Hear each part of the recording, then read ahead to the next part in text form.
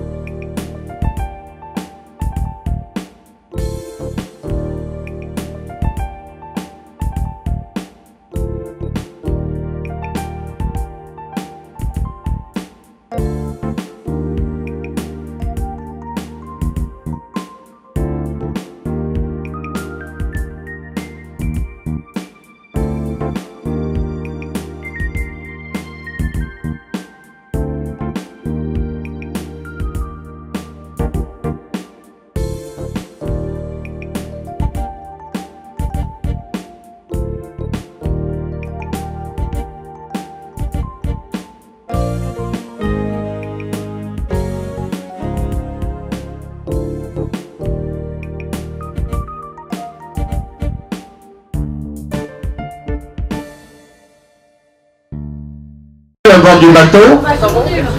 Nous allons effectuer ensemble une agréable croisière.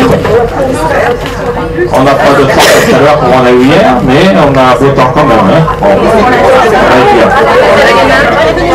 Alors mesdames et messieurs, vous êtes sur le Cher, cette rivière qui vous porte aujourd'hui et qui prend sa source sur le plateau de Combrailles, à Mérinchal, sur le Massif central.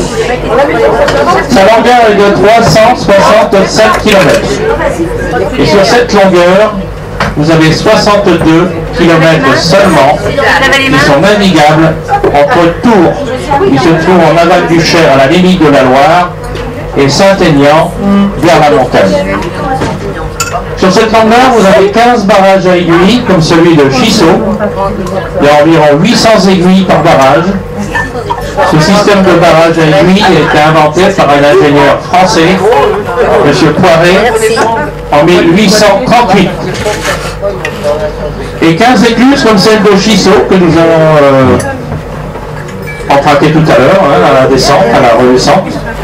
Et j'aurai l'occasion de vous faire un petit commentaire pourquoi le bateau va descendre d'1,20 m et pourquoi il va remonter au retour. Hein. Je vous ferai un petit commentaire à ce sujet. Alors ici, en fait, le Cher, eh bien, c'est une rivière qui est peu profonde. Ici, à cet endroit, vous avez à peu près 1,20 m. Vous voyez, 1,20 m, donc si on court, on n'ira pas. Ah, c'est vrai, oui. C'est un petit peu plus profond après le château.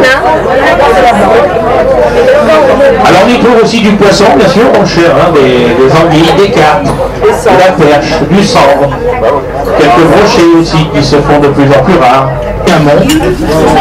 Les éclusiers vont fermer les portes à monte. Ensuite, ils vont lever les vannes, les ventelles, qui se trouvent dans les portes ovales. Et le bassin de l'écluse va se vider tout doucement. Le bateau va descendre d'1,20 m environ.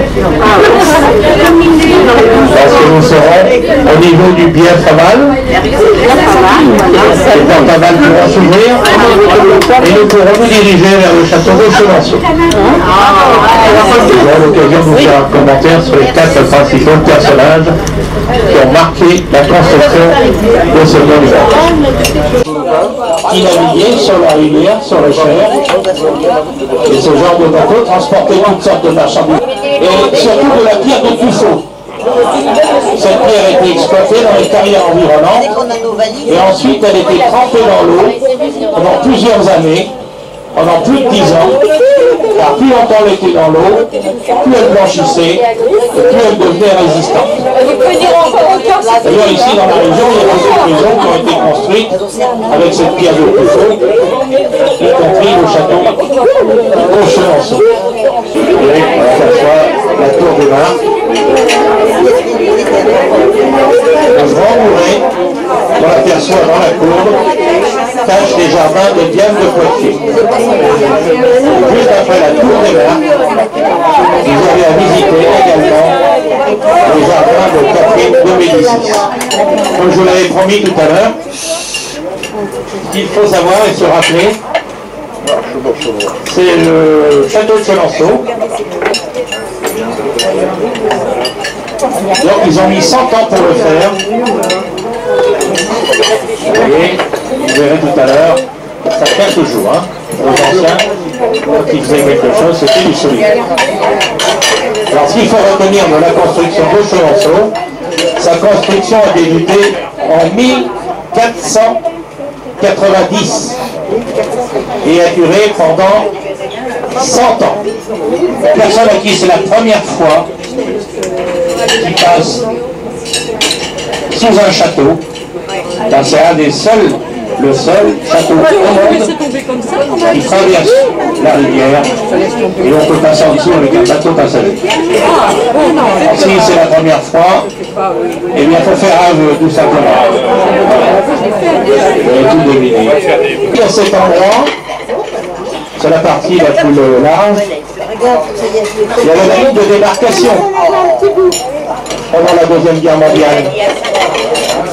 Et les deux éclusiers se mettaient d'accord, celui en amont, il mettait toutes ses aiguilles, l'éclusier de Chissot, il barrait la rivière. Celui qui se trouve en aval, c'est-à-dire à Civray de Touraine, lui par contre il faisait l'inverse, il enlevait toutes ses aiguilles. Et ici, à cet endroit, il n'y avait pratiquement plus d'eau. Le soir, il y avait des passeurs qui connaissaient les endroits peu profonds et qui traversaient les gens de la zone occupée vers la zone libre. Ici, à cet endroit.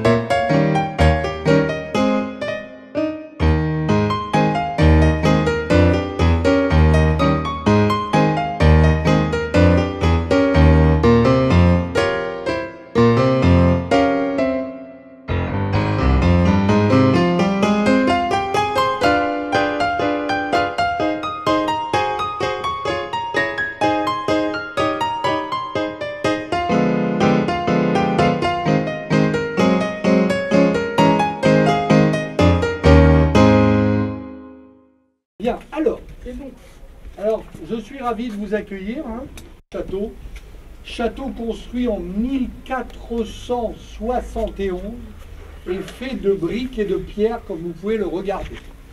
J'ai bien dit briques et pierre et pas pierre et briques, ça n'est pas la même chose.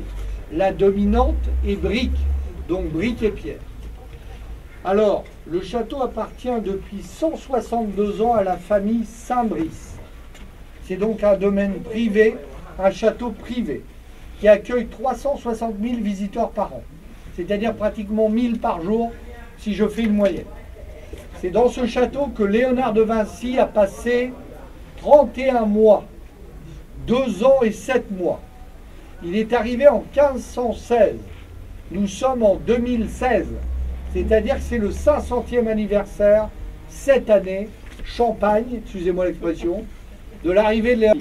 Et oui, alors Léonard de Vinci, il est arrivé ici, je disais, en octobre 1516, parce qu'il ne voulait plus, il ne supportait plus l'Italie. Pourquoi? La concurrence faisait rage. Et elle venait de Michel-Ange et de Raphaël. François Ier a 22 ans lorsque Léonard arrive à 64. C'est-à-dire qu'à 2 ans près, il est 3 fois plus jeune que Léonard. On comprend mieux mon père. C'était un père spirituel. Pour le roi qui avait perdu son père à l'âge de 15 mois. Donc il n'a pratiquement pas connu son père, François Ier. Bon. Ça va toujours? 1,98 m donc pour François Ier. 1,90 m, voire 92 pour Léonard de Vinci. Ils sont largement au-dessus de la moyenne, qui se situe entre 1,50 m et 1,60 m. Et puis par la fenêtre, vous avez la chance de voir le château d'Amboise. Donc regardez-le, vous pouvez même faire une photo. Il y a à peu près 800 mètres entre les deux.